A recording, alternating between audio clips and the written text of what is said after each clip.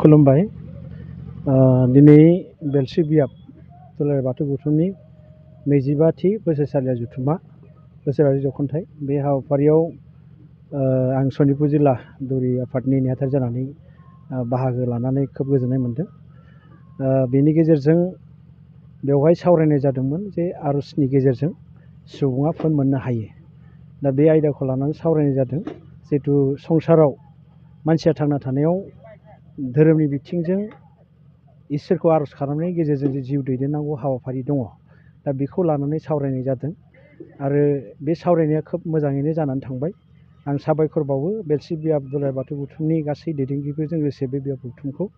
आरो बे बेलायाव मैखोमै जोंखौ बाहागो लाहोनो थाखाय बा बाहागो लानायनि गेजेरजों जोङो जिखिनि हाबाफारियाव जि आयदाखौ लानानै सावरायदों बे खोब गोजोनथावना जादों।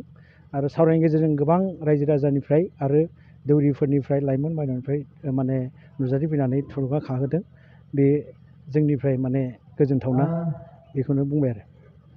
दिनैनि बे हाबाफारियाव जिहेतु आयदाफारि बायदि बेखौ दहायनो बुंखादों जे आर'जनि गेजेरजों सुबुङा फोन मोननो हायो।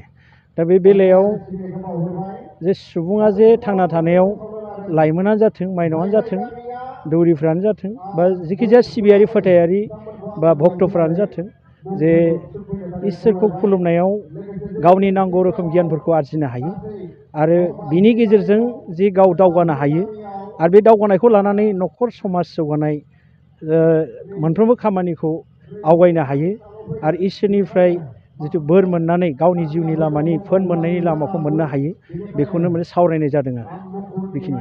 दा बे ससियेल मिडियानि दारैनो आङो मोनसे खावलायनो सानो जे आथिखालनि जि जोंनि लाइमोनसा लाइमोनसि बिथांमोनखौ आं खावलायनो सानो जे धोरोमनि जि आब्रुथि बेखौ लानानै गावबागाव जिथु बाथौ धोरोम हिसाबै जोङो गावनि धोरोमनि माखासे जि जोंनि गेजेराव सोलिनांगौ दं आरो बे सोलिनायनि गेजेरजों जि धोरोमनि बिहोमाखौ लानानै आवगायोब्ला जिउआवदि मोनसे गोजोन फुंखा फैयो आरो बे गोजोन फुंखानि गेजेरजों जि लाइमोनफ्रा जिथु माने धोरोमाव लोहाबाखै जाहाथे लोहाबनांगौ आरो बिथांमोना धोरोमनि फुंखा जिथु धोरोमनि सावस्रिखौ लानानै मोनफ्रोमबो बिथिं जौगानाय लामायाव माने आगान मोनो बे गियानखौ लानो हायो। आरो जाय लाइमोनफ्रा दिनै बेबायदि बेलायाव गैया आं आंनिफ्राय खावलायो जे बिथांमोना फैनानै गावनि असे आंगो धोरोमखौ मुलुगनां दरबाराव जुदि गायसननोब्ला जों साफ्रोमनो जों उन्दै गेदेर बोराइ बेन्थ' बा जों आइ आफा गासिबो जमायैनो जों गावनि गोसोआव जुदि मुलुगनां दरबारनि बाथ्राखौ सानाब्ला जों साननो हानाय नङा इयुनाव जों बाथौ धोरोमखौ फोजाखांनो हानाय नङा बा फोसावनो हानाय नङा। बेनिखायनो फैबाय थानाय समाव लाइमोनसिफ्रानो जाहाथे बेयाव बाहागो लानानै मावनांगौ खामानि बिराद दङ धोरोमनि सायाव आरो साननांगौ दङ आरो धोरोमनि स्पेसियेलि क्रसिं क्लास जिथु धोरोमनि मान बिथा गोथार बाथौ थान्दै बिजाबनि क्रसिं क्लास लानांगौ दङ आरो बेखौ लानानै माने मुलुगनां हाबाफारियाव बाथौ धोरोम फोसाबनाय फुवारनाय फोग्रोमनायाव हाबाफारियाव बाहागो लाथारनांगौ दङ आं बेखौनो खावलायो लाइमोनफोरखौ।